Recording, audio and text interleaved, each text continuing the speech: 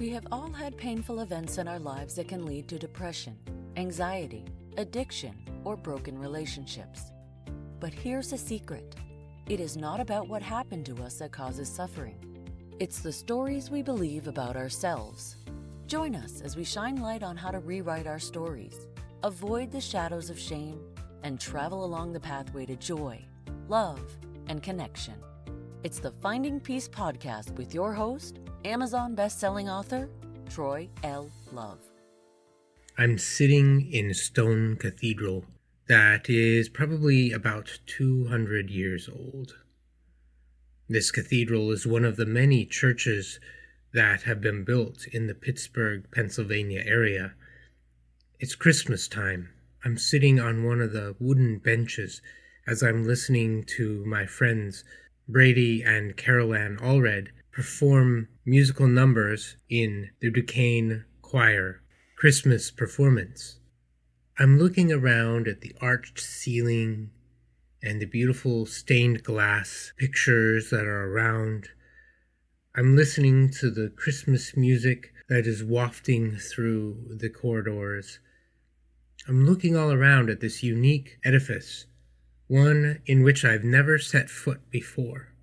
And as I'm looking around, I look behind me, and about 30 feet away from me is sitting Mr. Rogers. Yes, the Mr. Rogers from Mr. Rogers' Neighborhood. He's sitting there with a big smile on his face as he's listening to the music as well. I elbow my wife and I say, "Lisa, there's Mr. Rogers over there." And she turns and looks, and yes, she confirms that what I am seeing is actually what she is seeing. It is Mr. Rogers sitting over there. He is 30 feet away from me. I remember before moving to Pittsburgh that I told my dad that I hoped that I would be able to run into Mr. Rogers someday. My wife and I are actually getting ready to move from Pittsburgh. I've just finished my master's degree in social work, and I'm getting ready to move to Yuma, Arizona, where I'm going to start as a therapist working with children and families. We have about 2 weeks left before we are moving, and we're sitting in this beautiful Christmas concert, and I have the opportunity to meet Mr. Rogers. Now, I didn't want to be intrusive. I didn't want to bother him. He's there enjoying the Christmas festivals just like everybody else. And so me and my wife are sitting there thinking, maybe we shouldn't bother him. He probably is bothered so much by other people. He probably is overwhelmed by the number of people who want to meet him. Why don't we just let him be? But the man that is sitting next to us and overhears our conversation tells us, you guys only have about 2 weeks left, and then you may never have this opportunity again. Are you really going to miss it? And so during the intermission, my wife and I walk over to Mr. Rogers. My wife says to him, "Mr. Rogers, I want to thank you for helping make my childhood better. You were one of the bright lights of my childhood that gave me great joy, and I just want to tell you how grateful I am for you and the light that you shine." Well, Mr. Rogers stood up, and surprisingly, he was a little bit shorter than me. You would never know that if you were watching him on camera, but he was a little bit shorter than me. He shook my wife's hand, and then he shook my hand, and he told us how grateful he was that we were willing to come over and say hello to him. And then he proceeded to engage in a conversation that lasted about 15 minutes. He asked why we were there, and he asked what I was doing in Pittsburgh. I told him that I was getting a master's degree in social work, and as stated before, was about ready to move to Yuma to work with children. Mr. Rogers blessed me in my efforts to lift other people. I can't describe the feeling to have Mr. Rogers give a blessing over me and the work that I do. in blessing the lives of people and helping them find their light and their love. And then he shared with us a thought that I will never forget. He told my wife and I that people are simple and deep, but that the world makes us shallow and complicated. I don't remember exactly everything else that he said, but I remember those words have stuck with me ever since.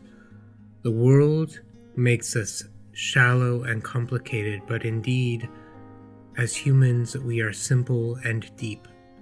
I remember that he explained a little bit more about what that means, but as I have contemplated upon the world that we live in, the many things that we make meaningful that really are meaningless, the drama that we create in our lives that doesn't need to be there, and really the simple things that bring us joy, a smile, a laugh, holding hands, looking at a beautiful sunset. Those are the things that bring great joy, and they're simple things. They're not the money and the finances and all of the bells and whistles that we think will bring us joy, but really it's the simple things that bring us joy. This Friday, a movie is coming out about Mr. Rogers, played by the wonderful Tom Hanks. I recently read an article by Mr. Rogers' wife, who happened to also be sitting next to him, and we had the opportunity of meeting her as well, and she was just as gracious and kind as he was. I read an article recently where she was very concerned about the way that her husband was going to be portrayed. In one documentary that I have seen, Mr. Rogers' son says that it's hard to be the son of Mr. Rogers, who is basically Jesus incarnate, this man of pure love and compassion who seems to love everybody. And in that documentary also suffered ridicule, rejection, and abandonment, just as others have experienced. And so Mr. Rogers' wife was very concerned about how this movie was going to portray Mr. Rogers, and particularly that it was going to make it seem like this love, this unconditional compassion for others came easy for him, because she wanted to reassure everybody that it did not. Unconditional love takes work, and it was a daily practice that Mr. Rogers embarked on every day of his life. He practiced unconditional love, especially when it was hard to do so. Mr. Rogers is one of my heroes. I am grateful for his passion for proclaiming love and kindness, for teaching us healthy ways to deal with our emotions, to be able to learn that it's okay to talk about what we're feeling and to share what we're feeling with others rather than act out in violence or hurting other people.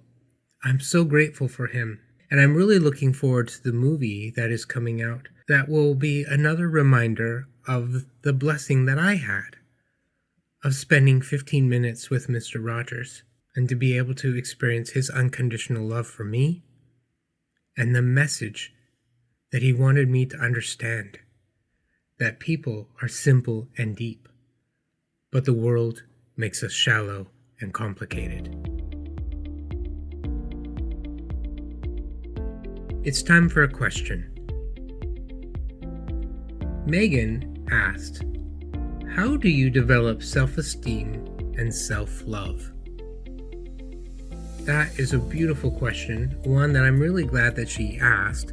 And it just so happens that today, November 19th, is also the day that my new book, A Year of Self-Love, is available to purchase. Until today, people were able to order a pre-sale copy of the book, but it wasn't going to be shipped out until today. And so today is the actual launch date of A Year of Self-Love. And A Year of Self-Love was written with 365 entries of daily wisdom and inspiration to help you love yourself. And just like Mr. Rogers had to work every day to practice compassion for others, the way that we develop self-love for ourselves is exactly the same. It is a daily practice. It is something that we need to do on a daily basis. It is so easy for us to be able to be enveloped and overwhelmed by the shadows of shame that convince us that we're not enough, that there's something wrong with us, that we can't trust other people, that we need to be seen as something that we're not, that we're better than everybody else. All those shadows of shame can wrap around us and disconnect us from the people around us. And the shadows of shame definitely make life more complicated and cause us to become very shallow. But when we're able to remove the shadows of shame and we're able to stand in our light and our love and practice self-compassion, it becomes so much easier to remember that we are simple people with deep capacity to love. We have a deep capacity to love ourselves, and we have a deep capacity to share that love with other people. And so to answer your question, Megan, how do we do that? We have to practice it every day. And the beauty of the book that I wrote is that there are 365 entries that have quotes, stories, little exercises, mantras that we can use that remind us every day to practice a little bit of self-love. One of my readers told me that what she really likes about the book is that she can pick it up, she can read it, it will take less than a minute or two to read it, and yet then she can carry that message with her for the rest of the day. She can ponder upon the meaning, and she can practice that step of self-compassion that day. And at the end of the day, she can celebrate that she was able to practice that element of self-compassion. I'm hoping that you are able and willing to embark on a daily practice of self-love. It's just like anything else. If you want to get better at playing the piano or a musical instrument, or you want to get better at playing a sport, or you want to get better at anything that is important to you, you realize that it's going to take practice. Even if you have talent and ability, that is not going to be enough for you to be able to master that unless you practice every day. And that's the same with self-love. The other part that you asked though, Megan, was how do you develop self-esteem? And really, self-esteem is a thought process about what do I believe about myself. When we connect with our self-worth, which is different than self-esteem, but when we connect with our self-worth, we don't have to worry about self-esteem. In fact, when we connect with our worth as a human being, that we matter, that we have gifts and talents and light to share with the world, we're able actually to get out of our own way, and we're not worried about ourselves. Self-esteem is, am I enough? Do I have value? Do I feel good about myself? But self-worth is actually at the basis of self-esteem, connecting with the truth that we already are valuable. Now, some of you may have heard about this example. The story goes that a therapist pulls out a $100 bill and is talking to his client about self-worth, and he asks the client, how much is this money worth? And the client says, well, it's worth $100. And he says, well, what kind of things could you buy with $100? And the client begins to tout off what kind of things could be bought with $100. And then the therapist crumples up the $100 into a small ball and throws it on the ground. And he says, well, now how much is it worth? And the client says, well, it's worth $100. And he says, well, I just crumpled it up. I made it really small and it's all wrinkly now. Does that diminish its value? And the client said, well, no, that it's still worth $100. And he says, well, what if I get a crayon and I scribble on it a little bit and I tear it a little bit and I tape it back together? Is it still worth $100? And the client said, well, yeah. He said, you mean I could take this crumpled up, dirty, contaminated, written on $100 bill to the store and I could still buy the things that you mentioned? And the client said, well, yeah. And he said, this $100 is worth $100 no matter the condition that it comes in. it's still worth $100. And that's the same about us. We are of infinite worth, no matter the condition that we come in, no matter the body size, the challenges that we're working in, the different challenges that we have in and outside of our body, the mental issues that we maybe are experiencing, the wounds that we carry. We are of infinite worth. We have a lot to offer. And connecting with that helps us to actually get out of our own way and share that value and that love with other people. It really doesn't matter the condition that we're in. Surprisingly, when we are able to start connecting with our worth, then we are more willing to actually practice self-care. We're more willing to practice self-compassion because we resonate with our worth and we want to take care of ourselves. We care for that which we value. What we value, we care for. I hope that you'll be able to pick up your copy of Your Self-Love. It is available on Amazon or wherever books are sold. I hope you also have the opportunity to go check out the Mr. Rogers movie that's coming out this Friday and reflect on the blessings that people like Mr. Rogers have been in your life. And think about how you can pay back that to someone else, how you can shine a light of hope and love in someone else's life. I'm really grateful that the movie is coming out during Thanksgiving time, an opportunity for us to practice gratitude and appreciate our blessings. It's an opportunity for us to appreciate who we are, and not in an egotistical way, but in a humble way, be able to realize that I have something to offer this world. I have a message, I have a voice, I have love, I have gifts that I want to share with other people, and I'm going to do that because it brings me joy. And I love it when other people share their gifts with me too, because it brings me joy to see them smile. You've been listening to the Finding Peace podcast. If we added value to your life, let us know or give us a rating.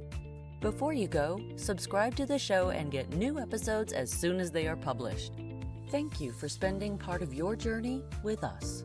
And don't forget to grab your free copy of the Amazon best-selling book, The Art of Peace, by going to www.troylove.com. Copyright Finding Peace Consulting.